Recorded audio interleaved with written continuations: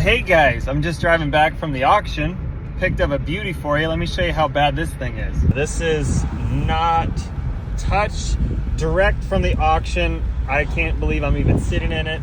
The amount of cigarette smell and smoke in this thing is insane. Horseshoe. Picked up for a whopping $2,805. I'm really thinking that we'll be able to double our money on this car in particular once it's all cleaned up. So stick around to the end because I will break down all of the cost and show you the exact profit I made on selling this beautiful, beautiful ride.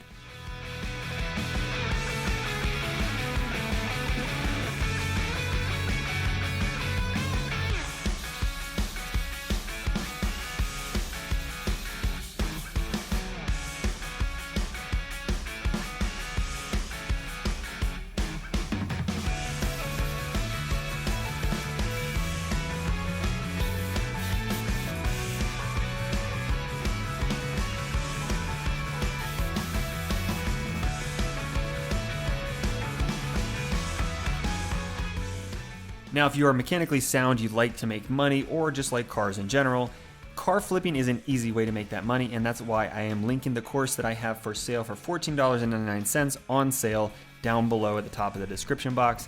And if you're not even interested in the course, sign up for the free car flipping checklist. That gives you a rundown of everything to look for when you buy a car to flip. It's also good if you're looking to buy a new car that is just your daily as well. So head over to the link down in the description box below. Sign up for the course. Tons of information I cannot share in these videos, so you guys can use all the tips that I use when I buy these cars.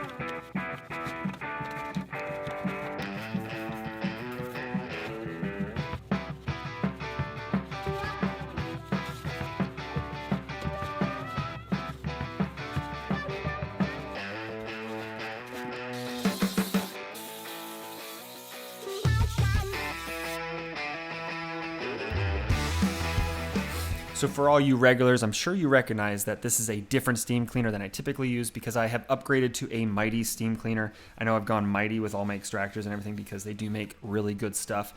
This is their steam cleaner, and it has a huge capacity tank. Instead of the little small one that I have to refill every couple times every car I work on, this one has big enough storage of water that it lasts for like 2 of these type of cars. So it's a ton of water, ton of power. It comes with a ton of attachments. I'm kind of sold at this point, but if you want to check it out, I do have it linked down below.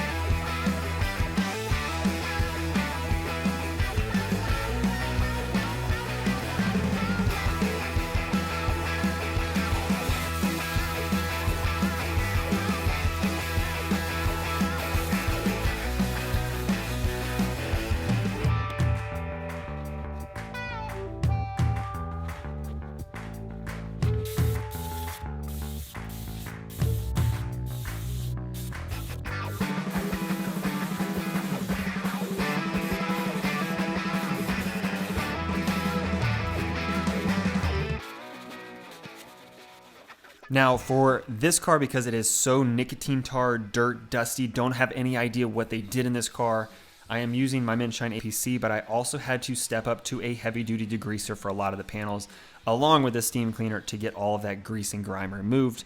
I mean, just this door sill, look how fast that shined up.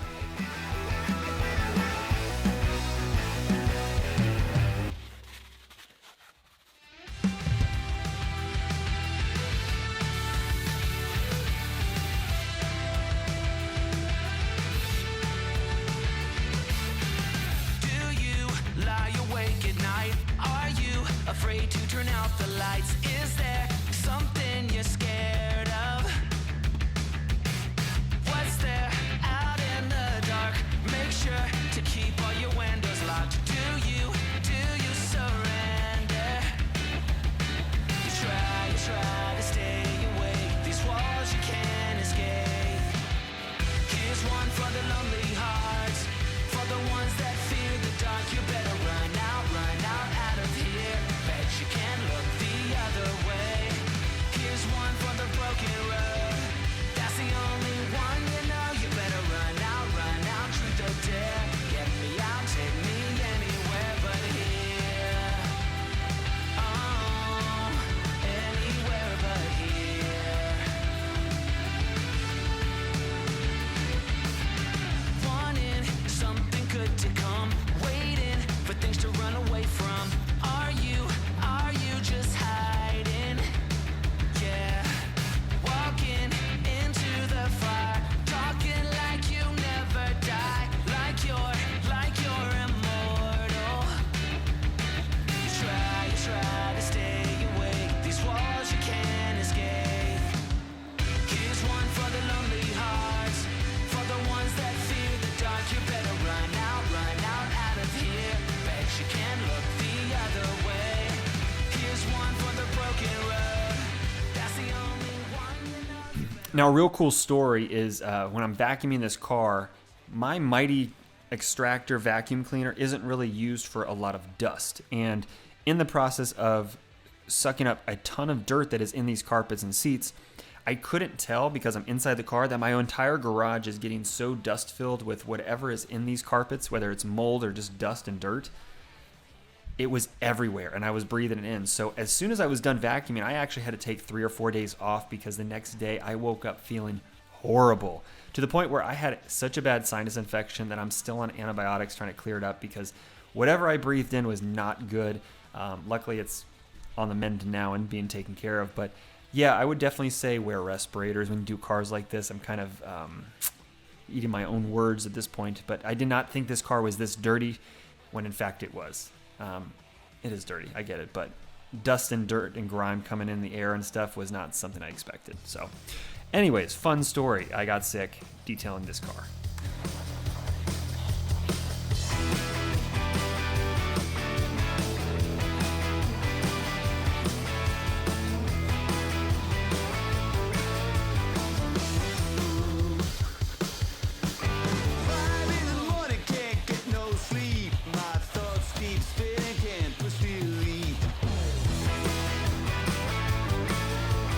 Money at work, my head's a mess. I'm keeping the smile, but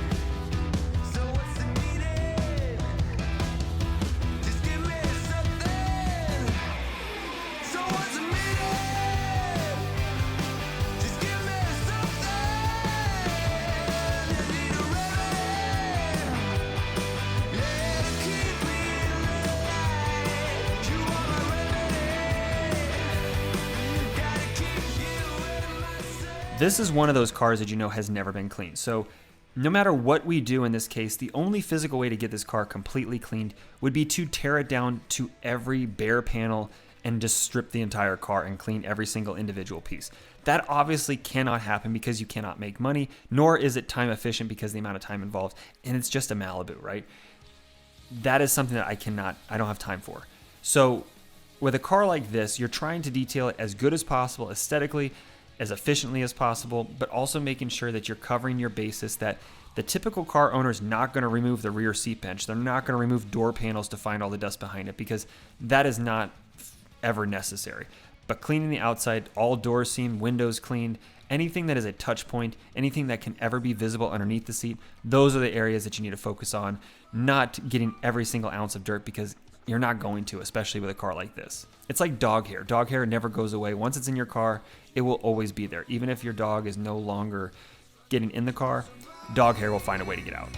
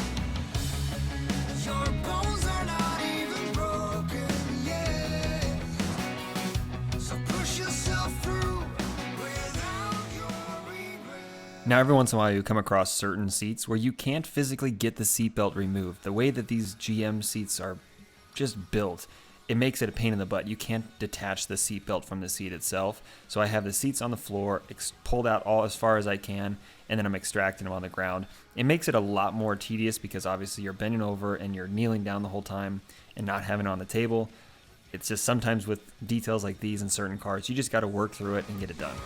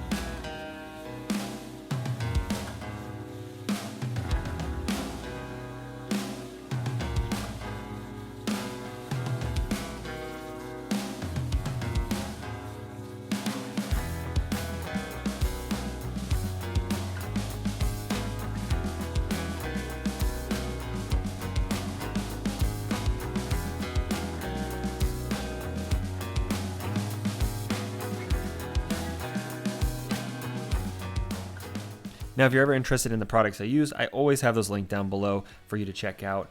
But for any fabric or seats inside the vehicle, I always use a product called BioBrake along with OxyClean in my pump sprayer. Spray it on the carpet or a fabric, hit it with the drill brush, and then extract it with my Mighty Extractor.